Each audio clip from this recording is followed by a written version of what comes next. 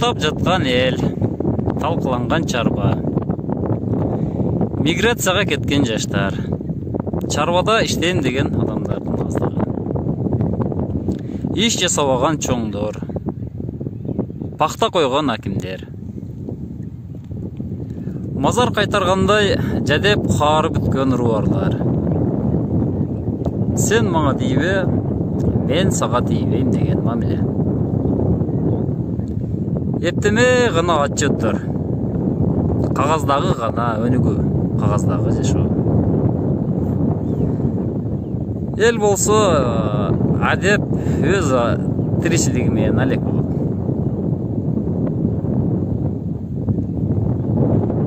Бирөө менен бирөөнүн иши жок. Мындай көрүнүштөр бүтүндөй республикада көрүнөт. Келечек болсо каякта? Биздин ордубуз каякта? Айыл качан өнүгөт?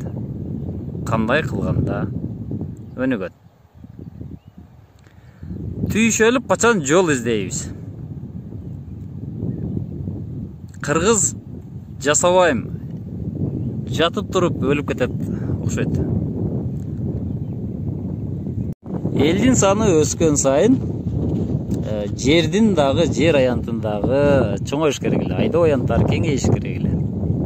Бирок союз бузулгандан бери бир гектар дагы биздин айылыбызда айдоо жер кошулган эмес.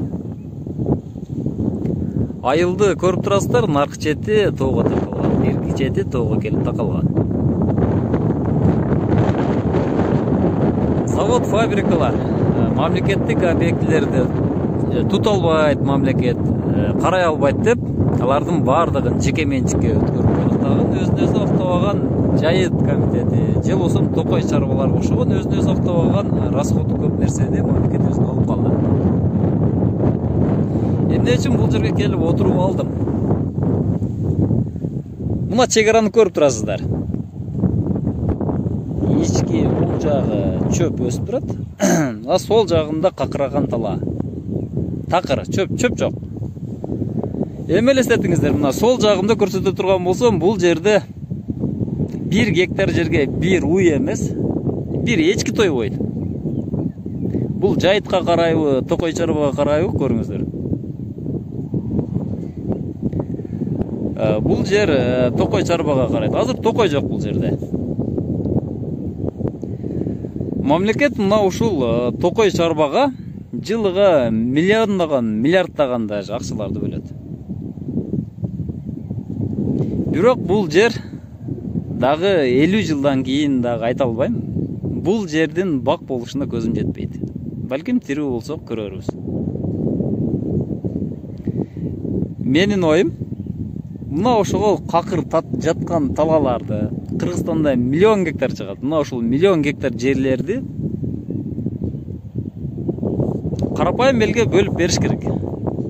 Же болбосо жеке менчикке, же болбосо арендага бериш керек дагы. Мына ушул жерде бак кыл. 50 жылдан кийин кайтарып алам.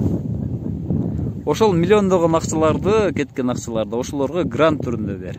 Же болбосо кредит түрүндө бер. 5 жылдан кийин, 10 жылдан кийин кайтарып бер деп.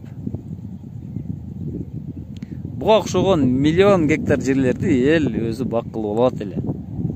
Мамлекетке налог төлөмөк.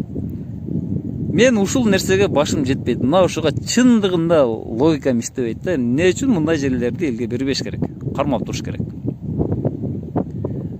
Кыргызстанда кандай закон кандай иштейт билбейм. Мисалы үчүн кумтөрдөгү мөңгүлөрдү, кол тийгиз мөңгүлөрдү берет дагы. Касса болот, уруксат берилет дагы. А элге керектүү муктаж болуп аткан мына ушундай нерсени берилбейт. Чындыгында азыр өкмөткө бара турган болсоң, же токой чарбаныкы, же токой чарбага бара турган болсоң, бул жерде бере албайт. Бак тиккенге болбойт дейт. Закон жол бербейт.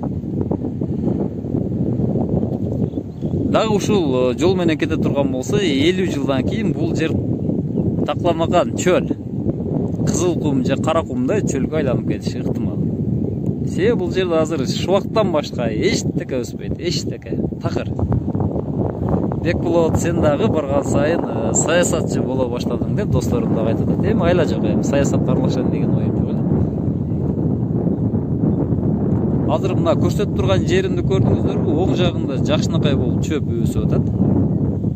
Сол жагында болсо какыраган тала.